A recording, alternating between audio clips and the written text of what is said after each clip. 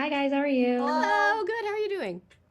Doing great. I talked to the cast and Adele yesterday about how much I love this movie just as like a whole because I like how each character is so individual, yet you understand why they're all kind of together and how they have those moments of friendship. And so for both of you, what was it about kind of building the relationship of these four characters and making sure that they all are unique while still having that camaraderie? Well, we definitely wanted, I mean, I think a lot of the actors have spoken about the fact that they've been in rooms where like they didn't really have an arc, they didn't really have a journey. And so what we really wanted was for each of the characters to start some way and for their dynamic and their friendship to kind of change them.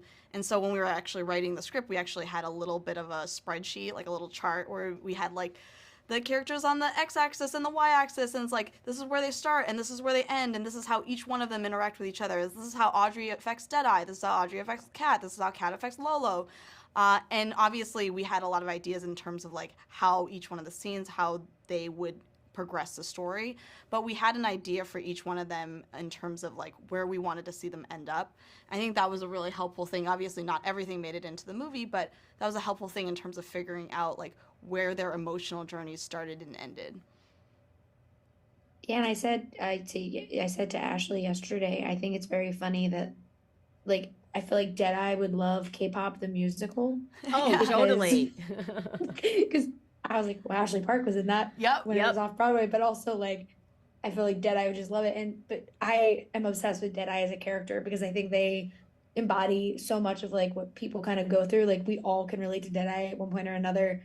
And with a character like that, how did you guys kind of navigate not making Deadeye a caricature? Because they are like relatable because we've all kind of been at that part of our lives. That's you basically hit the nail on the head. This was grounded in so much reality in terms of like I'm a huge fangirl. My two fandoms are Doctor Who and Harry Styles, formerly One Direction. Here's the thing. So all of I'm that so Deadeye, excited. oh my God, should the rest of this just be about that? Like, let's, okay. I mean, we'll do Just it. hit Doctor Who That's and what I'm saying. That's what happens. It's like yourself. you can, if you're in the same fandom as somebody, you can just meet them and immediately have so many things to talk about. Like, so that character was grounded in just like this very, very real thing of just like, I don't know these people, so what? But they're on the internet. I've never met them physically, but I can become best friends with them because we happen to love the same thing. So there was just, I don't think we ever had a worry that that was going to come across any sort of weird way because I was just like, what? I do that. I'm normal. It's fine.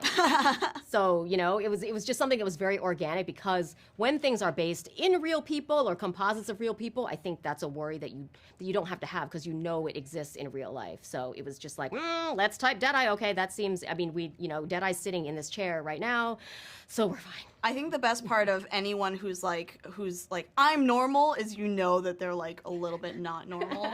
But the greatest thing obviously with Deadeye the character was just like they're very passionate about things, but they still feel like they're out of place in the world. And I think the other friends really help them kind of get to a place where it's like their passion is their superpower. Their passion, like we should normalize being passionate about things, like being passionate about certain fandoms or just being passionate in general. And I think a lot of the other characters, and I'm speaking in particular to Audrey, it's like she's really kind of like put herself in a box to be the perfect girl in this world, and she doesn't really feel like she hasn't really broken out of that yet until obviously parts of the movie. And so that was the exciting thing for them all to be able to interact with each other, these disparate groups that wouldn't normally have the Audrey and Deadeye conversation was really important in the movie of like these are two people who wouldn't have normally met, but they end up changing each other's lives in ways that are subtle and but also really nice for their sort of final arc in the movie. Yeah, and it is so fascinating because you said that and with like Doctor Who, that's how I found Doctor Who fans because I'm like, well, half of them are in England. How am I Yeah, supposed to exactly. But someone then watching that's Doctor Who fine. here? Have you been to the convention, by the way, Gallifrey One? No, I want to go. Oh my And God, like I went to London one time with my brother and we were like, let's go to Cardiff. And then we realized how far it is. it's far. Because we were like, I have we done go it. to It that. is like a 2 hour train ride, but I did go to the Doctor Who experience. Again, we've derailed this because of our fandom, but yes, I'm right there with She's you. Deadeye. We have two dead eyes talking to each other right now, and yeah, It's just like Doctor Who, yeah, wait. It's so many questions. But yes, I do love like Audrey, it got me at the end when she's just like crying with first of all, slight spoiler, but who doesn't want to cry on the shoulder of Daniel Day Kim? But like when she's just crying with Daniel Day Kim, I was like, this is so nice. Also, I wish that was me. But like when you have that moment though in such like a, I know it's being called a raunchy comedy, but when you have that moment in this comedy where all of these characters are kind of saying outrageous things, how did you throughout the script find the balance of like those kinds of moments mixed with the more like, you know, them breaking a whole basketball team and the guy saying I have to play the game by myself? I think we always wanted it to start like be grounded in an emotional story because I think we weren't really that worried about the jokes. We were like, the jokes are gonna come, but we want this whole story to be something like you want to empathize with every single character, and especially Audrey, I think, as sort of our main grounding. Like you want to feel for her, and then all the other jokes will be funnier because you actually care about these people who are saying these crazy things. So we always started from the standpoint of like, let's make sure we get that the story, the sort of general spine of the movie right, and if that's right, then we can sprinkle it in with all these fun, great set pieces where they do insane things like break a whole basketball team.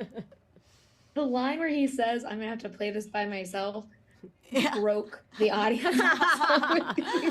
It's true. He's about to have a very rough day. Yes. So. It's like this one guy's playing basketball by himself. Fine, So you know sorta- what? We believe that if anyone is capable of doing that, Baron Davis. Baron can do Davis it. would He be can able do to it. do it. Yeah. Yes. Yeah. He could do it. But with a movie like this, it is kind of like it's so specific, but also I feel like so universal, and people are going to be able to figure. Like I told Adele yesterday, I have a lazy eye, so I was like, I'm gonna call myself Dead Eye now. 'Cause I'm a nerd. But for you guys, what do you hope audiences take away when they get to see Joyride? Have fun. Like honestly, it's been a while, you know, since R-rated comedies have really been killing at the theater. Thank you, pandemic. But honestly, it does feel like enough years have passed now that the movie industry is reviving. People are remembering how fun it is to go to a theater, and especially with a comedy, laugh with like 200 people as opposed to just by yourself, which can be fun on your couch. But with this movie like this, especially, you know, you want the catharsis of laughing with a whole bunch of people and like being shocked at the same time as a whole bunch of people, and maybe turning your friend and being like, did we just see what that is, and then getting to then talk about that as you come out of the theater with a big crowd. So that's the vibe we hope people are taking away. Yeah, just leave the movie buzzing and excited and in a more hopeful place than, you know, when you came in. Yeah, and I think they will because I just like I brought my friends with me as my plus, like my plus ones, and just I loved it. But for a last quick fun question, because now I have to ask because I'm gonna regret it if I don't. Oh, Who's your favorite Doctor and what's your favorite Harry Styles? my favorite Harry Styles look. Okay, he looked really good. Well, look or song, but Or song. Oh, song here. Okay, song. Now this is a slightly more down, you know. But Ever Since New York off the first album, kind of depressing. one. By the way, you know, this is fandoms can go into friendships. That was That's my Teresa's- wake-up song. That That's was my her wake alarm. up song, and she's not even a Harry Styles person, but that song's so No, great. that is my current wake-up song. Yeah. Oh, it still is. It still Okay, is. great. It's my Yeah. alarm. It's not, you know, not the most cheerful way to wake up, but I loved that song. Off the first album, and David Tennant all the way. Like I'm a 10/14 girl. Let's go. I'm excited for 14. I'm a Matt Smith girly. I Okay. love 11 very much, Liz, but I respect. fair. I get the 10 that's love. we respect. You know what I mean? That's the other thing. It's just like I respect. You could say anything, but I respect. Yes. It's like I get it. I get it. Yeah. I was True, also true, that. yeah. But thank you guys so much for having me. I love the movie. I can't wait for people to get to see it. And yeah, Yay! Thank you so Amazing. much. Thank you. thank you. Have a great one.